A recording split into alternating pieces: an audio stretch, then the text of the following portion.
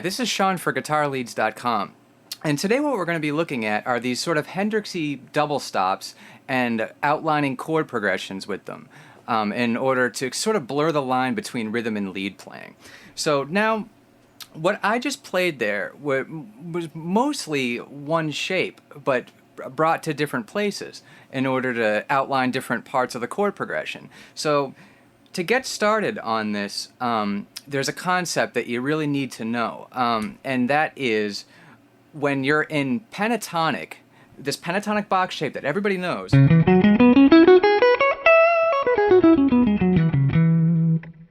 When you're in pentatonic, when your pinky is on the root, that means that you're in major. So my pinky is on E here. I'm playing that normal shape. I'm in major. I'm in E major. When my index finger is on the root, I'm in minor. So here, let me play E major. So let me play something similar to that, but in E minor, which means I'm going to shift this to where my index finger is on the root.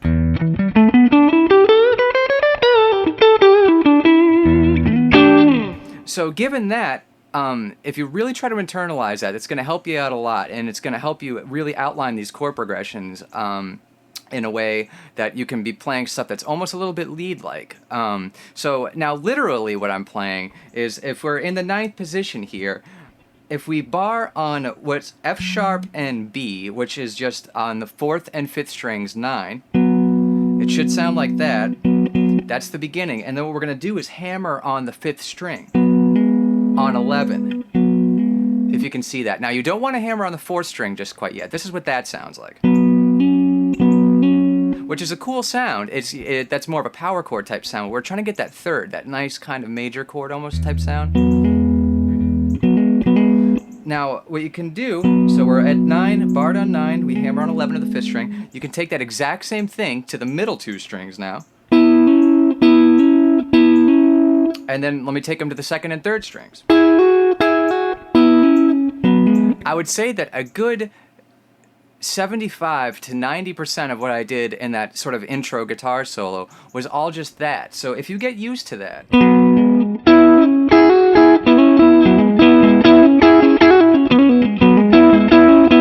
what you do is you just sort of learn how to hammer and pull that 11 and kind of move around with it to sort of get the expression going. Like an example of just like a static staying on one of those shapes and hammering and pulling. I'll do it in the middle. That's sort of what that sounds like. That might be another way to get going with this. So now let's say, okay, we want to go, we were on the root there, we were on E, we want to go to the 4th, so we want to go to A. So now again, pinky on the root means we're in major, so if we're thinking this pentatonic shape here,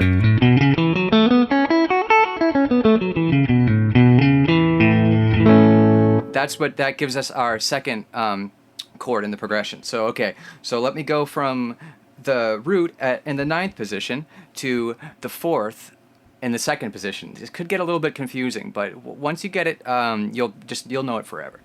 So here we go. I'm going to go from E to A.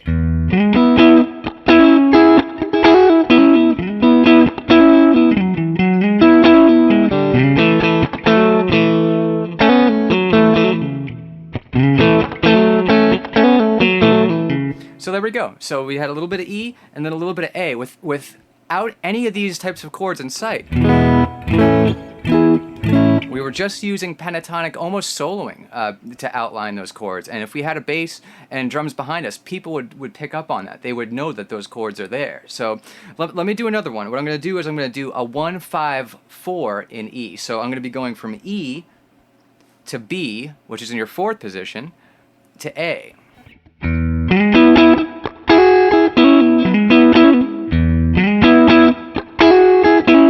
Now move to B.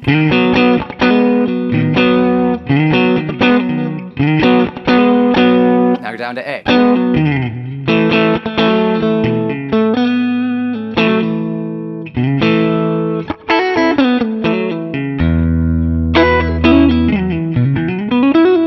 So now you see, when this starts to become really interesting is when you add your normal sort of pentatonic stuff in between. So little things like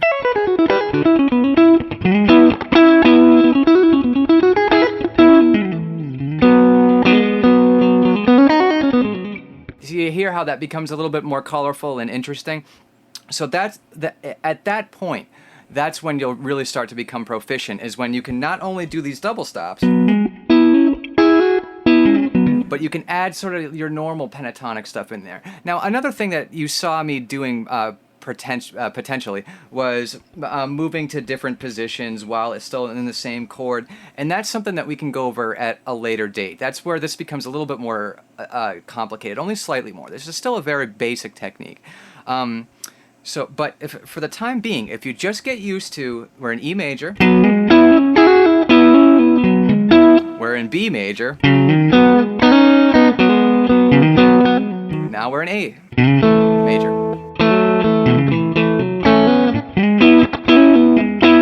That will give you a really solid foundation for this type of playing.